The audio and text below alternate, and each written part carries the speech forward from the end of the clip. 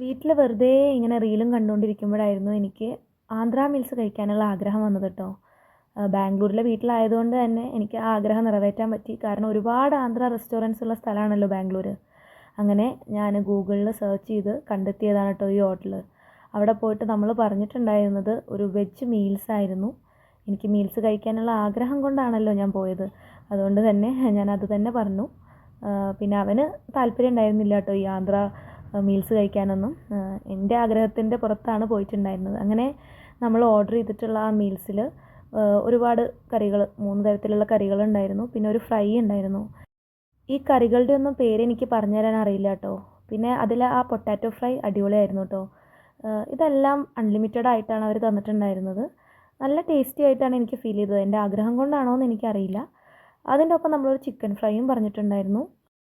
ഒരു veg fried റൈസും പറഞ്ഞിട്ടുണ്ടായിരുന്നു കേട്ടോ. നല്ല ക്വാണ്ടിറ്റിയും കാര്യങ്ങളൊക്കെ ഉണ്ട്. പക്ഷേ വെജ് ഫ്രൈഡ് റൈസിൻ്റെ ടേസ്റ്റ് എനിക്ക് അത്രത്തോളം ഇഷ്ടമായിട്ടില്ല.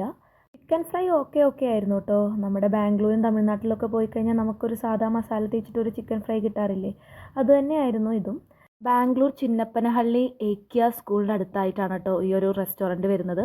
മിസ്റ്റർ ആന്ധ്ര മീൽസ് എന്നാണ് ഈ കടയുടെ പേര്.